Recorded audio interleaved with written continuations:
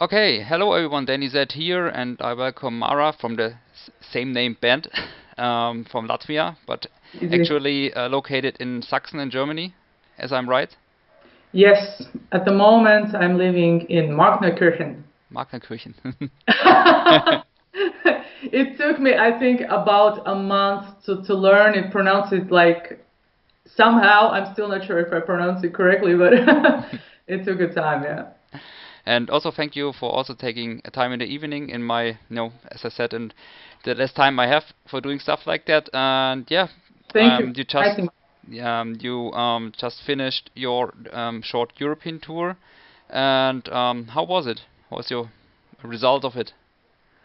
Well, it was our first tour, so it was a 2 week tour.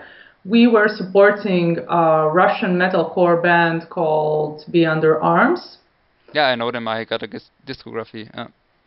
Oh, you've also interviewed them. No, no, no. I have the CDs. I bought the discography on Bandcamp some months ago. Oh, cool, cool. So you know them. Yeah, yeah. And we traveled Central Europe. So we had gigs in Germany, Switzerland, Belgium, France, and Italy. So yeah, basically five countries in total. And yeah, I mean, you don't know what to expect, right? If you've never had such experience before, but we were well prepared. I mean, learning what supplements to take with you, how to survive on the road, and how to save your voice, how to not trash your voice, during such a hectic period, and of course with other things like sleepless nights. So yeah, it was amazing experience. And although I think after these 2 weeks we were pretty worn out, all of us, but I mean, I had my 3 days of sleep after the tour, and I woke up and I was like, when's the next one? I want to go again. But you 'Cause you felt like drop dead when you were home, like, and then after the 2 weeks. yeah, it's actually very interesting that at the very last gig of tour, you don't feel tired. You think that I might go as well for a month or so, but when you come home and when you have the chance to sleep in your bed, eat proper food and everything, that's it. And I think I was gone for Yeah, three. that's when the body finally says, "Okay, I take my revenge on you." How you Yeah, treated me the last days. I think that's a thing. Yeah. Yeah. And you had some. I think I saw that video of you when you presented your little old Chrysler 2 wagon you had Oh, for the tour, and it didn't break down. Oh, it actually didn't, but it is my husband's, and my husband is also the bass guitarist for the band. This is actually our car that we drive with every day. Hmm. But right now, this car is in a car repair, Okay. and they called us and said, guys, better buy a new car because it's like it's gonna Repairing is do a so too lot. expensive. Yeah, it's gonna cost you a lot to repair it, and it's probably quite useless to repair it. But still, we have some gigs to go, so I don't know. Let's see how it happens. But it's about to break, and actually we were lucky that it didn't break on the tour. But also your I think in the video you said that your microphone broke down after the second show. Yeah, that's correct. And I found out that the problem of my microphone was my movements on stage. Hmm. Because I use quite a big movement, a lot of movements, and especially I like to do like this, like this kind of movement. Yeah. And the problem what happened with the microphone, the connection got lost, and Okay. it's used to the connection was after, like, I think after the second gig it was like that's it. I understood that I cannot just do it for longer, so I would just use microphones from the venue. But I actually didn't know about this on tour. It was just like, it just, kept switching off, Mm. while I was singing. I was like, that's it, that mic is gone. But we got home, and actually, yeah, that microphone was repaired before, and everyone said that there's no problem with it whatsoever. But when we got home, my husband took a look of it, and he realized that it's actually because of these like very heavy movements. Yeah, yeah. So, and he fixed it. Okay, so it's a wireless microphone, right? What? It's a wireless microphone.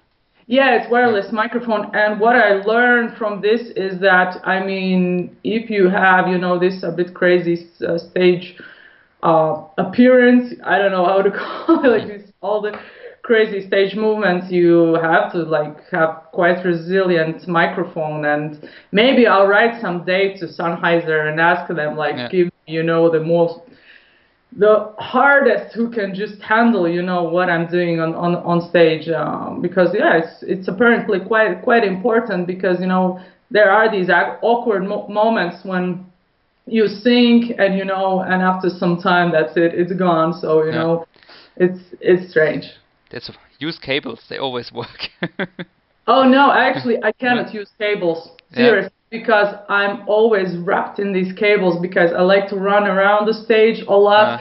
I like to do, you know, all these movements. And my husband just said, like, I was like planning to buy a wired one.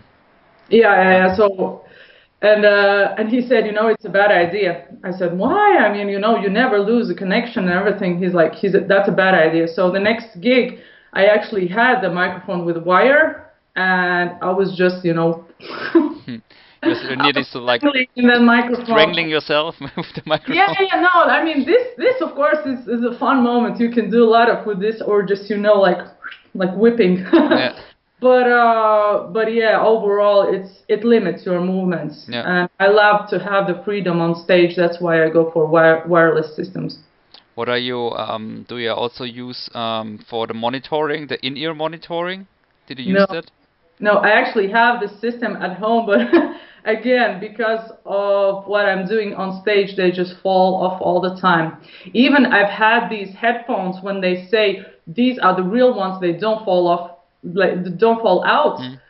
They fall out for me all the time. So right now, what I'm doing, I need to have these, especially for my ear, and I'll give a try on that one and see if that works for me. But yeah, so far I'm using only earplugs. If the monitoring, you know, the regular monitoring is bad, so at least I hear myself with the inner hearing, and well, that's the next best option. And it costs less, of course.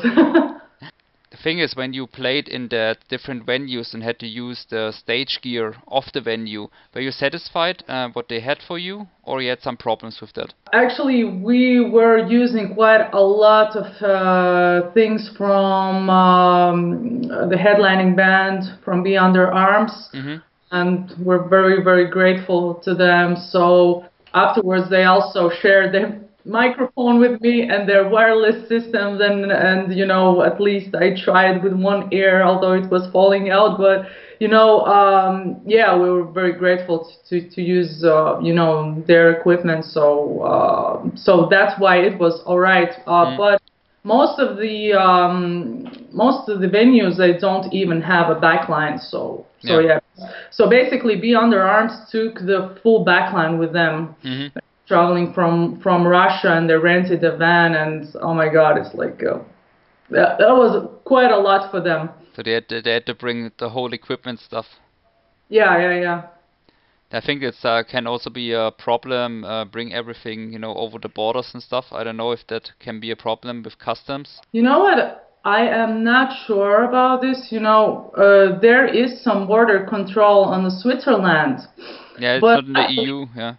Yeah, but luckily we weren't searched. We were prepared, you know, for that. But most of the things, they of course check your, you know, equipment, guitars and everything, but they just want to see if you're not, you know, carrying out something, so you don't buy anything and then carry out. Or if you sell merch as well, then you have to pay some tax. So they basically, what they do for the other band, we were also Filament. Yeah, also from Russia, Yes, Filament. Actually, we did one gig with them, and they said that, you know, they checked each and every T-shirt, and they write, you know, like the sizes No. And you know, and it's crazy. And then when you go out again, open your box, and you know, they take all the t-shirts out, all the CDs, and you know, they count, and then they have to check, of course, how much you sold, and And you pay taxes on what you sold. yeah, exactly. So we were lucky we weren't searched, so it was alright for us. We are lucky we're from EU and we can travel quite freely, and of course I've heard a lot of crazy stories, but of course we just had one tour, so when we'll have more tours, then I think there will be much more crazy stories to share. I think I saw you will have one more summer gig in Germany as well, right? Yes, we actually do a festival in Seedorf. And so we try to manage also some gigs around that festival. And yeah, so we'll see how it works. Right now we have one gig in Hanover, and so we'll see what we can get there. So that's right now in the progress. Yeah. And depending on your album, on the EP, how long did it take for you to record that or write the songs for it? Or when did your first ideas came up to found a band or a project with your, like, named after your own name? Something like that. How did it came up, the project?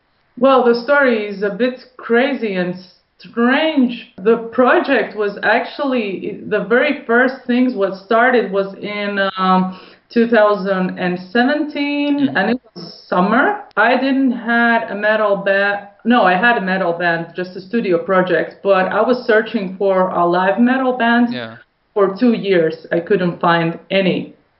So I was doing a lot of guest vocals. I would just write to all the bands that I like, and I was like, can I do a guest vocals for you, you know, and most of them, they said, yeah, sure, why not? And I did these guest vocals for my favorite Latvian band, and they called Preternatural in one of the biggest Latvian metal festivals.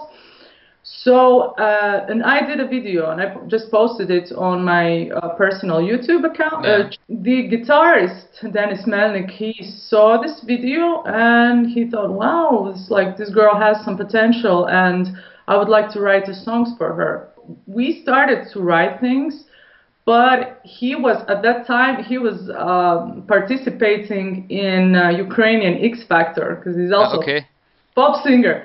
So he was gone for some months, and we didn't hear back from him.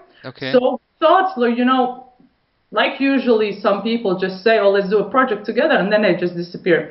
And at that very time, we had a chance to move to Germany, and we really wanted to do that because, you know, one of the main goals when we moved here is the music and, you know, the metal scene. So we hope to find a project here as well. When we had arrangements to come to Germany, he finally wrote to us, and he's like, you know, sorry guys, I was away, but let's do something. But because we know that we have to leave soon, we were like, okay, let's go for rehearsal and just see how it goes. And we did a first single that was released on February next year. Was that Sell Your Soul? 18. Yeah, that was Sell Your Soul, and that's the first song that we put together. And it was like, oh my God, there was such a chemistry in that rehearsal between us personally and the music, you know, everything just clicked. And yeah, it was just weird timing that we had to leave to Germany, and we thought that this project wouldn't last really. But we managed to work online, send files to and you know, and back, and we managed to make this EP album. Actually, we have like a full set list. And we just, you know, rehearse at home. And then before the gigs and tours, we meet and we do just maybe 1 or maximum 2 rehearsals, and that's it, we're ready. And were the 5 songs enough for your set list? Or you have some songs for you play live which are not on the EP? Yeah, we have more songs. We have the full set, but for EP we have recorded only 5. Okay, well, what else? What songs do you also have? I haven't heard them. So will there be maybe an album where they will be contained, or is it some cover songs you are playing live? Oh no, we actually have original songs, and they are not recorded. We only play them live, so the only chance you can hear them is to come to our show, Okay. or that's the reason to come to the show. And also, you can find some of them on YouTube when someone films it and just from our gigs and posts it online. So yeah, yeah, we'll see. We think about making a full album, but probably not this year. I think maybe that would be next year. So you already started writing process for that, or you're just thinking or have some ideas in mind for the next one? Yeah, I mean, we have the rest of the songs that we Mm-hmm. play live. We'll see if some of them would fit, the idea for the whole album. And right now we are working on a new single, and we will release it as a single as well. And Mm. then let's see, maybe we can, again, if there's going to be, a one concept for, if it fits in the concept for the album, we will add it to the album as well.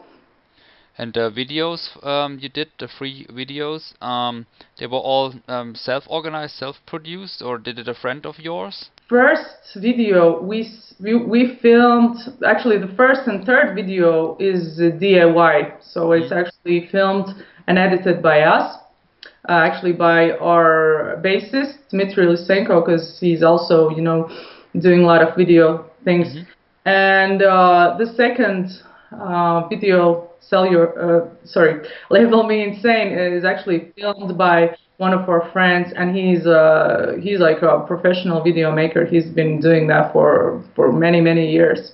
And do you plan for the single also a new video? We hope. We have an idea already. We have a script. I've written a script for the video. I have a very clear vision what has to be, how it should look visually. But we'll see it, of course, how we can make it happen, because there are more people involved. So in my mind, it would be more like a short film, and it also means a bit higher budget for that, and so we'll see if we can make it happen. Mm-hmm. And if we go into the lyrics of the songs, do you write all the lyrics? Yes. And is it more when we go into it, is it do you get influenced by personal experiences or something, some topics you want to vent off, or how do you go into and write lyrics? I only write lyrics about my personal experiences, what I've been through, or maybe some of my observations. I never write about fictional stuff. Even if I write in kind of poetic way, it still reflects a lot of what I've been through. So yeah, it comes from very personal place, and something that of course is very intense. That's why I'm screaming. Yeah. And when we go to the personal thing and how you get influenced, let's go a little bit back. What would you say, when did you start listening to metal or get more into that scene or interested in the kind of music? I was 13 years old, and till then I didn't have any influences from other metalheads, friends, no one in my family as well listened to anything heavy. The first band that got me into metal was band Korn. And I saw their video on TV. There's actually this German channel, Viva 2. Yeah, Viva too. Yeah, that was Yeah. good back then. It was such an awesome channel, and so I was just watching random videos there. I loved it, and then it was a brand new video, and it just it was premiere, I think, for that video for that channel. And I was like, what the hell is this? I'm like, I just went to the TV, and I'm just, watching with my eyes wide open. And it's interesting that I immediately felt that this is my music. I said, that's it, this is my music. I found it. Because before that, I was listening to everything, like jumping from one thing to another, what was, cool or whatever. But yeah, that was the first band, and of course, then I discovered even heavier bands, and I was more hooked to death metal in general. Think for me was pretty much the same evolution. I think in '94 something like that. I had get the first tapes of Metallica and stuff like that, and also from German punk bands. And then in '95 I had my first CD player, and I know I started with stuff like Nirvana and stuff like that, and listening to more and more stuff. But I think my neighbor he gave me, I think, some more heavier stuff, and then I Yeah. started in '96 around with Fear Factory, Marilyn Manson, and then with Dimmu Borgir. That were my three main bands, and then I got more and more stuff. And in '98 or '99, I got a sampler from Nuclear Blast Records from one of the catalogs from back then, and on Yeah. that there were Vomitory, Mortician on it, and stuff like that, and Nasum from Sweden. And then I heard it and I said, okay, like you said, that's my stuff. And Yeah. since then I never looked back. For sure, Isn't I listened to a lot of black metal in the end of the '90s and the beginning of 2000s, but I just said, for me, death metal was and grindcore was just the main fixed thing still then, and yeah, that's one love never lost. Yeah. There is always someone that shows up in your life and takes you to even heavier and heavier and heavier stuff. That's also awesome. Actually, after I started to listening, to this all kind of alternative new metal, I also had a friend who introduced me, to Sepultura, to Death and Slayer, and I was like, Hmm. oh my God, it's even better, and just like, let's find out what else we got. And of course, that was era when there was internet, but it wasn't available for me, and I didn't Yeah. have a computer at home or internet. So we were just, searching somewhere, maybe going to check some records on the record store and just Yeah. ask, like which are the heavier bands you got, and it was exciting. It was really exciting times. Yeah, and also when you just ordered from a catalog or something, you just saw the cover and you said, oh, that must Oh, be heavy, and just order it because the cover was good. and sometimes it works, right? I've Yeah. actually also chose a records only by cover, but then I listened and I'm like, yeah, that's good. That cover is justified. Yeah, like in the '90s, you could rely on a Pa Olufsen cover. You know, it was good death metal, probably. Like Mhm. all the first Dismember CDs and all the Florida stuff going on. So probably if you have to have a cover like that, it was probably a good death metal band. Yeah. And also recording everything in the end of the '90s. I stayed awake at night and recording Super Rock on MTV on VHS tape, and then check Yeah. all the videos on the next day. That's funny to remind that.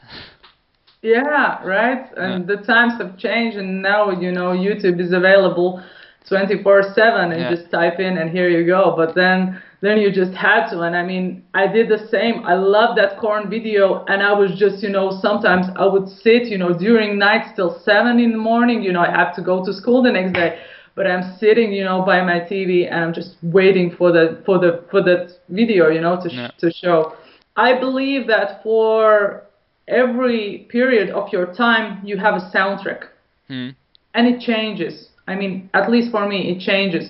So whenever when I was starting listening to Korn, I was a troubled teenager. So the music was perfect for me. That's why there was reason why it clicked. And then life goes on.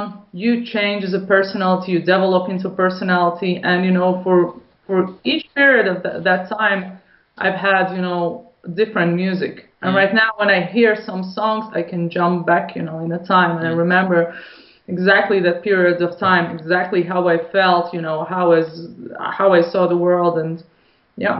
Yeah, that's true. There are some key moments. If you hear a song you haven't listened to a while, you remember back, oh, that time of my life, I had that experience. You have a connection to that. Yeah, that's So pretty much the same for me. yeah, it's like a time machine, isn't Yeah, it? totally. Mm. And if we go, besides your influences, and you just said you were also giving vocal lessons. And when did you start actually doing vocals? Or like a professional education as a musician or something like that? Yes, I have studied vocals in Vocal Tech. That's Thames Valley University in London, England. So I was studying popular music performance.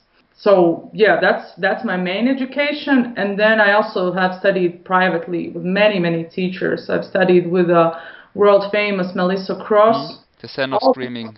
Yeah, the Zen of Screaming, and that was amazing. And you know, most of the metal vocalists, I think all of the metal vocalists, they know who she is. Also with rock star vocal coach Mark Baxter.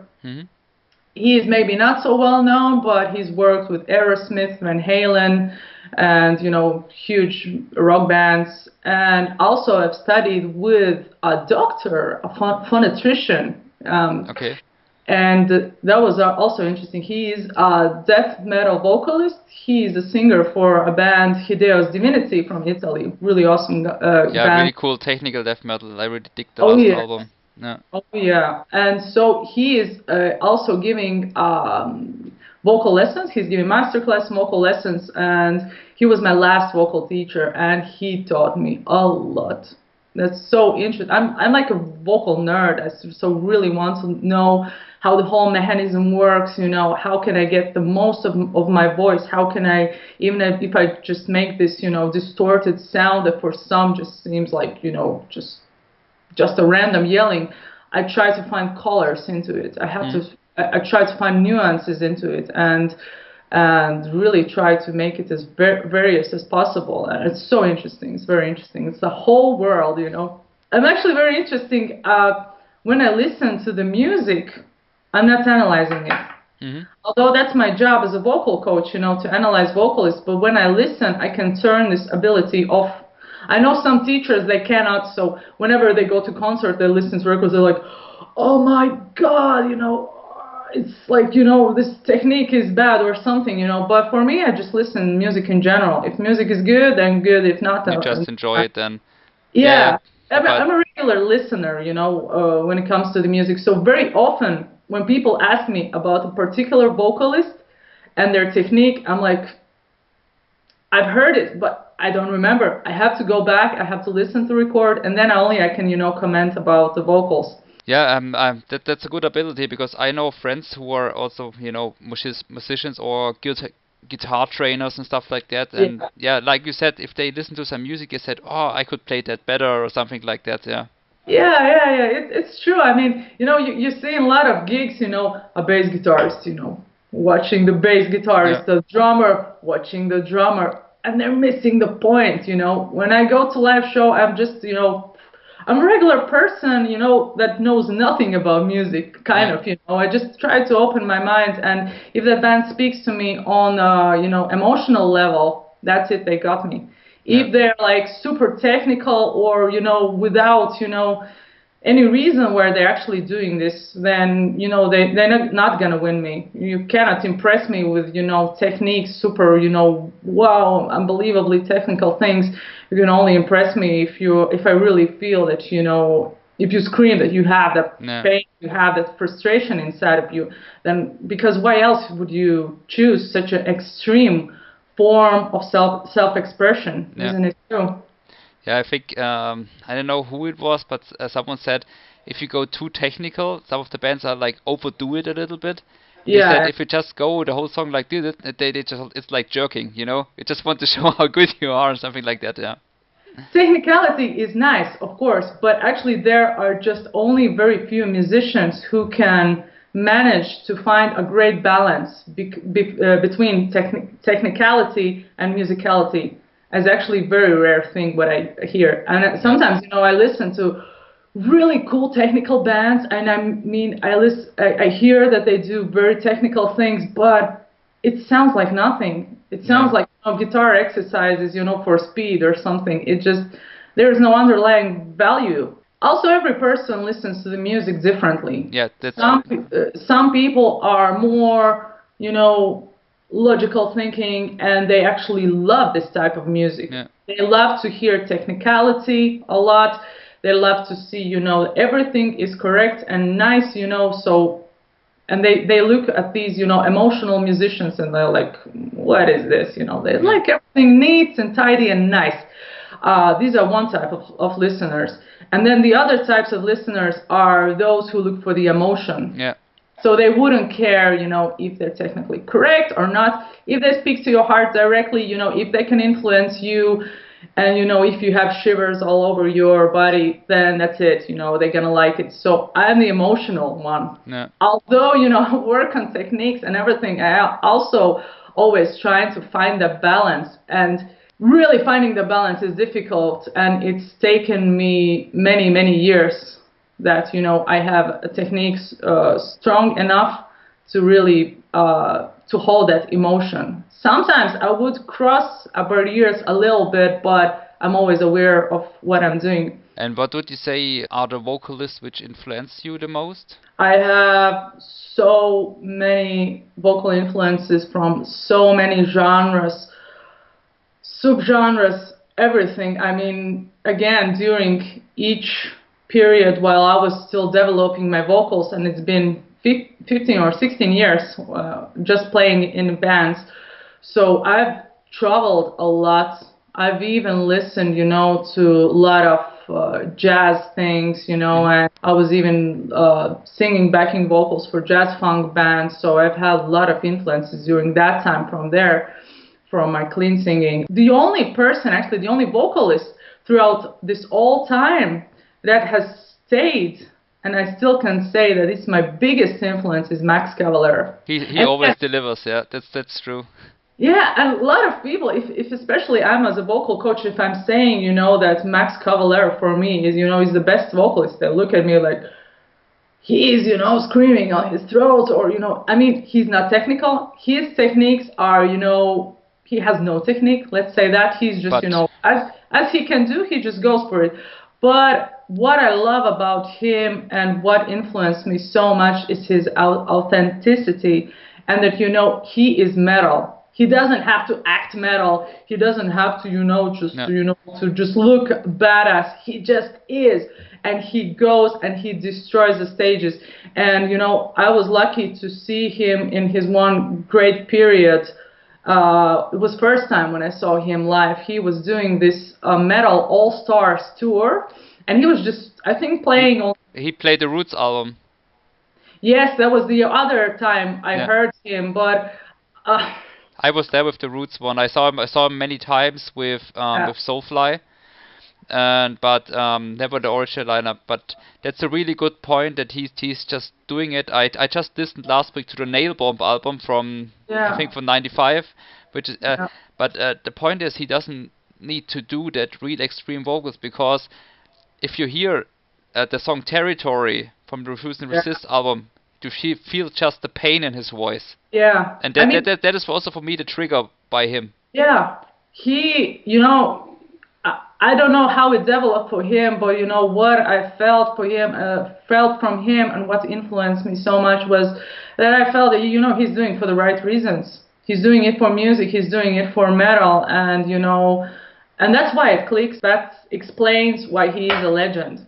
Seriously, I was so surprised, you know, that I get to know more, you know, more successful musicians, more popular musicians in the metal scene, and it is so surprising. They keep telling, you know, that they earn no money at all, or it's not enough, or sometimes, you know, you read articles about some artists who even pay, you know, still they're successful, but, you know, all the tours, everything, you know, expenses for the tours, they cost so much that at the end, although they have sold out shows, you know, they are in the minus, and it's really hard for people to understand. And some people, they assume, you know, when we go on the tour, they assume that, you know, we're driving a fancy car and, you know, we sleep in 5-star hotels or whatever. But, you know, I mean, yeah, I think it was just one of the reasons why we decided to do, you know, this video about, you know, our tour van, you know, because actually it's, you know, this YouTube channel, Bus Invaders. Yeah. I love that channel. I was actually looking to these videos a lot, and I was like, wow, how they travel, you know.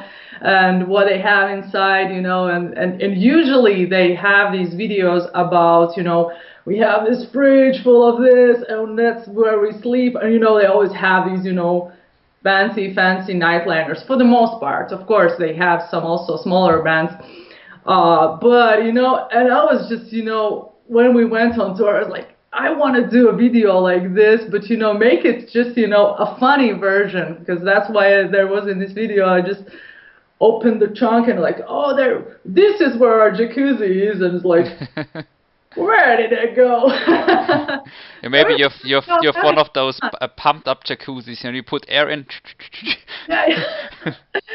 Yes, that one, exactly. So yeah, it's just, you know, just having fun about it, you know. We're not just crying, you know, oh, we can afford this or that, you know. I get a new motto after this tour, actually, you know, the life motto, as they say. You have to work with what you have. Yeah. So you have to start somewhere. A lot of musicians, I think they make a really great mistake, that they think that they cannot go out and play if they don't have a guitar cool enough, if their vocal technique isn't 100% impressive, if they don't have this and that, and if they don't pay you for gigs, you know, enough and everything. But it's not how it's going to work. I mean, even though if you are a good musician, even if you have professional musicians in the band, it's even actually harder for professionals, because you've put so much work into it.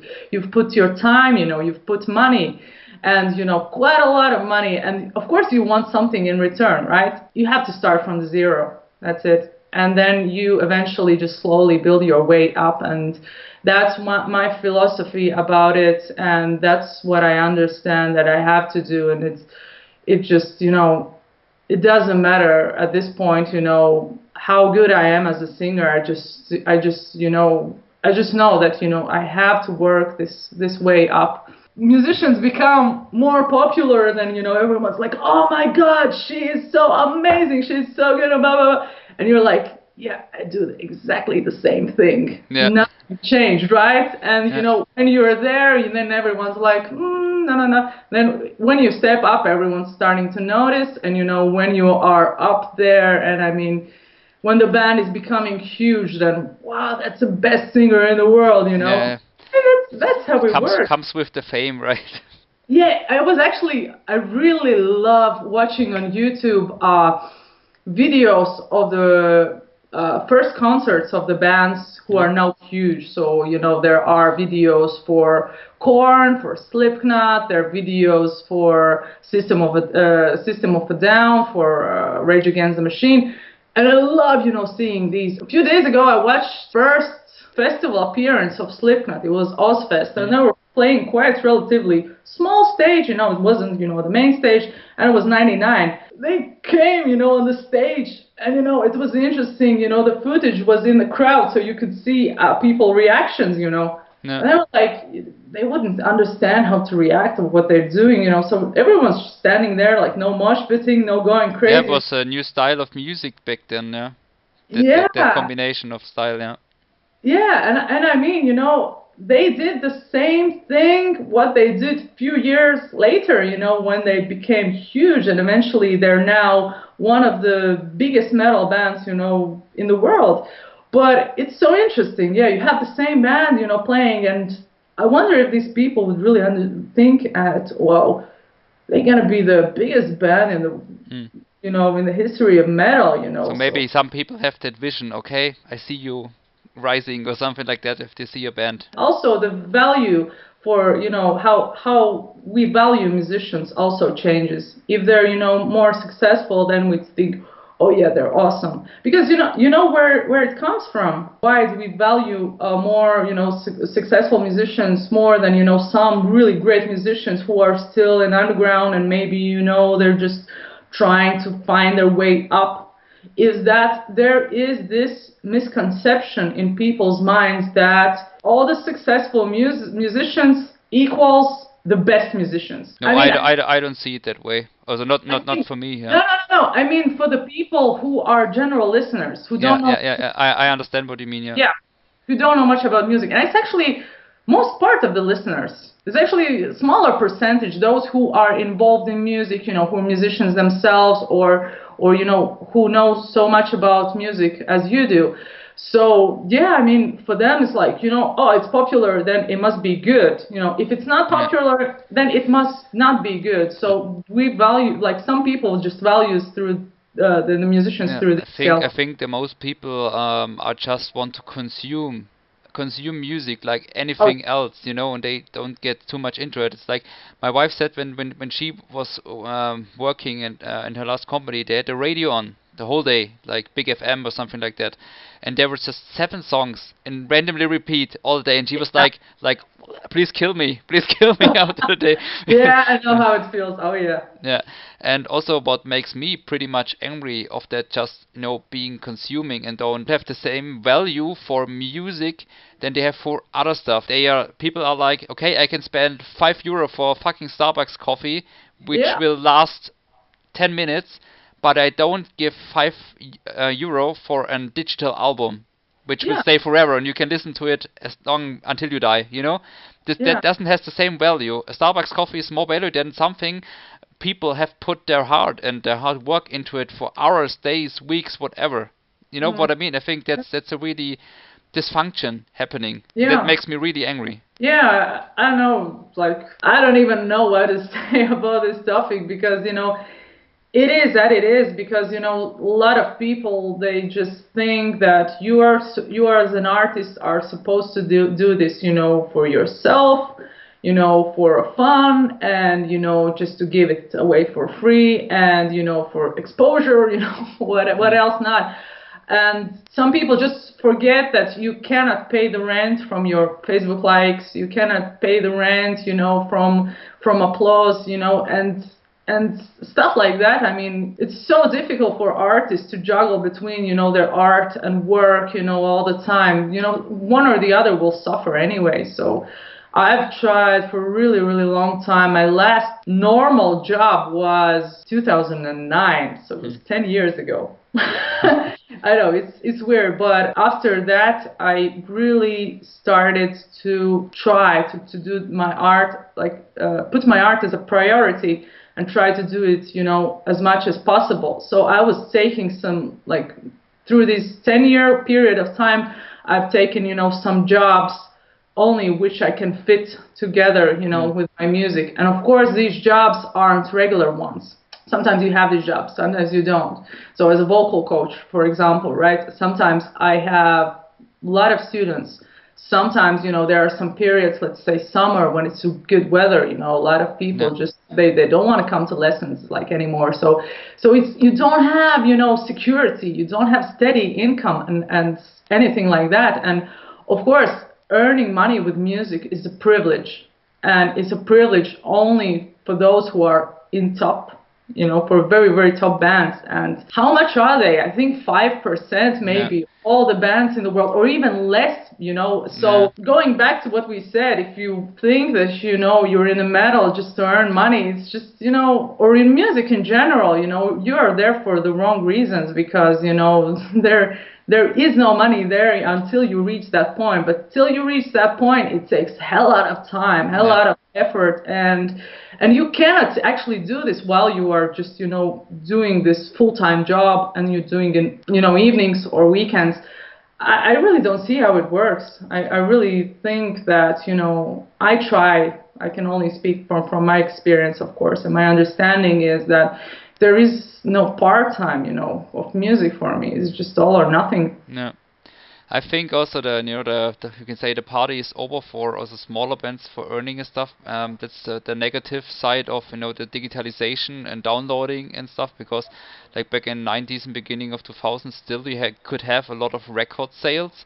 Even if you were a small band. And I think I saw the retrospective documentary of the Kitty album, or the band Kitty, and they said with the first album, when they were still in high school in the end of the 90s, or I think it came out in 2000, and they sold immediately, I think, 200, 300,000 record sales. But if a band like that would come up now, forget it, you would sell 10,000 records, maybe. If you are lucky. That's the thing, that it changed a lot. And also in that period of time, metal was a bigger thing. So now it's in the mainstream at least, is pretty much dead. There's nothing more on TV or something because all the channels are gone. And now, but no, time changes. Now everything is on YouTube, I think. Yeah, that's correct. Talking about these changes, of course, you know, these digital downloads, of course, they had an impact on music, but of course, they are also some good aspects. You know, that, you know, all the equipment, recording equipment is available. I mean, back in the day, it took like much more money, you know, to record an album. You had to go to proper studios and everything. I mean, I'm in the band since 2002 or 2003, I think. And, you know, it was difficult to make a recording. It was like, you know, you are also still in high school, you know, and I mean, where do you get the money? Studios cost a lot. So I remember we were just, you know, recording demos in, you know, rehearsal studios, and it was shitty quality, like really bad. But that's what we got, you know. And I remember, you know, my first studio recording, and it was, wow, it was like so amazing, a proper studio. Yeah. We could afford, you know, all of us together, you know, still, you know, everyone studying and everything, we could afford to record only one single. So for that band, and I was for that band playing for, I think, 3 or 4 years in general, we only released one single. Because, I mean, yeah, it was very expensive. Right now, the times have changed so dramatically. We record all our stuff at home. That's it. You know, we record from here, from Germany. We record the bass. We record the vocals. So right now, I'm in my studio room, and this is where I record everything for that's pretty much easy. Also with the Cubase programs and stuff like that. And also friends of mine, they record stuff everywhere because they have their pluggers for their MacBook, plug the guitar straight in, everything, and then it just go. And that's true. I think the positive way is, for sure, it's less money in the music scene, but for smaller bands to get their stuff out is much more easy. Because like in the 90s, you had to send tapes over the world and stuff like that with postage and everything. Now you can just say, okay, you want my album here? 2 seconds. Oh, you have it. Oh, cool. Thanks. Yeah. I mean, in that sense, yeah, you can do like everyone can be a musician pretty much, you know, just everyone can buy some kind of guitar, you know, just record. And I mean, the same programs that you were talking about, you know, just, you know, basically just watch some YouTube tutorials. You don't have to go to schools and everything. Everything is available, you know, pretty much. I think the problem right now is that, you know, it's so difficult to get heard, especially if you have something to say and if you are trying to do your music, you know, as best as possible, you know, as professional as possible. There are so many, too many, you know, these hobby bands. Hobby bands. And you just get lost in that sea. That's it, you know. You are, I mean, people sometimes they don't listen to underground bands because, you know, they associate underground music, you know, with a shitty quality, you know, guys who cannot play guitars, you know, and you know, just, you know, these weird video clips and everything. So yeah, but sometimes, you know, you get lucky to find some really great bands in underground and you're like, oh my God, it's amazing. I mean, in Latvian underground scene, and we only have underground, right? Because, you know, there is like, the country is too small. We have 2 million inhabitants right now, and I think a lot of them, including myself, have immigrated. So I think there's even less people right now. Yeah. So we have only underground, you know, in the metal scene. We have only one popular metal band, you know, which is kind of, you know, more successful and goes to other events. Metal is just a niche, you know, for just these few clubs that are still left there. And oh my God, we have so many great bands, like so many great musicians, so many skilled musicians. Mm-hmm. They have no chance to get out because there is no support from the, you know, there's no music scene, there is no support. So we basically, what we try to do is, you know, from what we can do, you know, I met one guy from a metal band accidentally in one gig, and he was from Holland, if I remember correctly. Mm-hmm. And he was telling me that they have a support from governments, so they got some money and they were on this tour, so it was like a pay to play tour basically. Yeah. So they So put buy-in. money down, which is quite a lot of money. So, and they're like, yeah, the government paid, for this tour for us. And I'm like, what? Is it possible? Like, is it really possible? So yeah, I mean, there are a lot of differences, and I think, this like such an inequality, I mean, some musicians, they just don't get heard, you'll never hear about them, so that's it. And in Latvia, these bands just split up. Basically, I laugh about it all the time, and that's the reason why with not previous, but another band we never recorded an album, we never released an album, because there is this bad luck when Latvian bands underground, when they release an album, that's it, they break up. Because you put so much money, you put so much time, so much effort into all of this, and then you release it, and that's a big thing, and you think everyone's gonna love this, and it doesn't reach, these people, and the metalheads are not so much in Latvia. So if you don't find a ways, to get out, to promote it, everything, Europe, yeah, I mean, that's it. Your music dies, and not everyone, like, no one would really hear it. Maybe some music enthusiasts, who are just searching for these pearls, they find such a bands, but that's not the majority of people. And you had also were afraid of that point by releasing your EP? Not EP, with EP it's easier, because it still costs a lot. Even a lot of people are just asking us about, when are you gonna release a full album, and why did you release an EP? We need a full album, and guys, it's expensive. It's really expensive, even though we record everything at home and we make it as cheap as possible, just, trying to do everything ourselves on the highest level, of course, of professional level, but still it costs a lot of money. And, we haven't, with an album sales, we haven't earned money back from the EP yet, even. Yeah. So imagine if we put a full album out, if there's a full album out, it doesn't matter that, more people would listen to this. It would be the same, maybe, people listening to it. But actually the most problem is just finding, the finances for this, just to put it in. So that's actually, to be very honest with you, that's actually the only reason why we still don't have a full album out. Yeah. It's just the money aspect, because, yeah.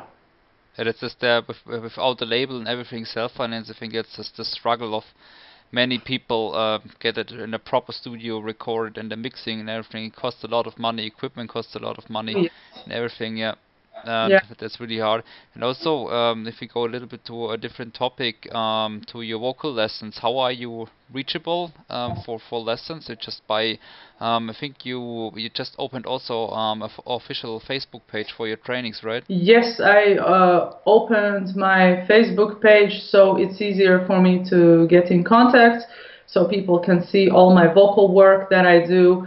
I offer voice lessons as well as session work. So session work is basically if someone has the song recorded and they just don't have vocalists, so they can hire me just to do vocals, and I work for rock and metal genres. And yeah, people can reach me on all social media. I'm in Facebook. I have also a personal profile on Facebook. It's just Māra Lisenko. As well as Instagram and email mara.sekmet at gmail.com.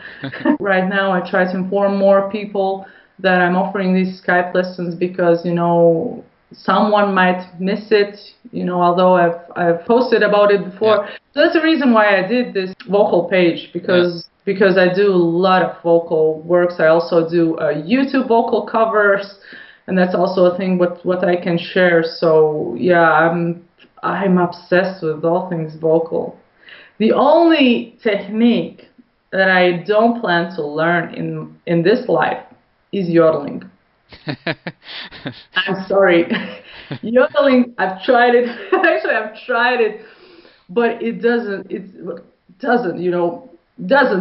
speak to me. But the rest of the things, what you can get from your voice, I'm just so curious about overtone singing, about, throat singing, about, all these interesting things what you can make with your voice. I'm like, wow, amazing. So you also use the diaphragm singing from your stomach and stuff, that you don't hurt your vocal cords so much while doing the extreme vocals. I think a lot of vocalists are doing that, like pressing everything else from the bottom out of your throat, and not start from here the voice, and it starts really from there. Oh, there's actually a bit more aspects involved, not just diaphragm. Of course, diaphragm is a very important aspect, but there is so much more going on. And I mean, the more you get into the subject, like in every field, like I remember just, this one makeup artist, a very famous makeup artist, and they asked him, what's the one, I mean, if you have to choose just to, one makeup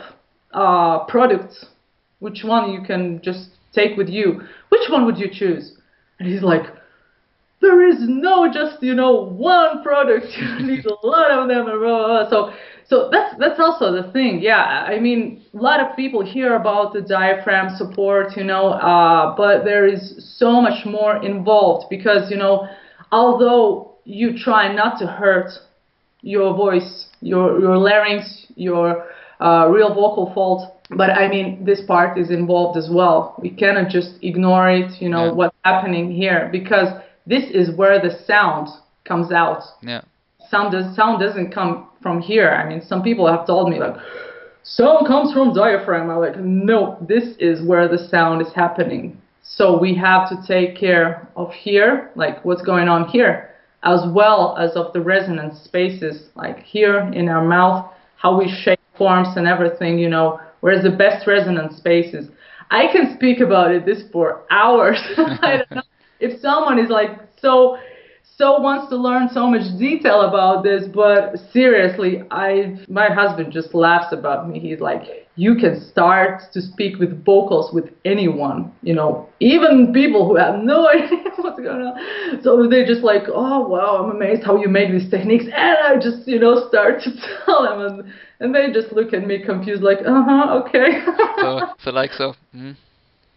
Paralyzed after some time. Right, and then like, okay, I probably crossed the line. I have to just stop here. So yeah, I'm very passionate about what I do, and that's the reason why I've chose this instrument, and that's why I chose all these different forms, how to self-express and how to do the screaming, growling, everything. And but the most important thing is that I always keep in mind that there has to be a reason behind it. You cannot just scream for just flowers or something.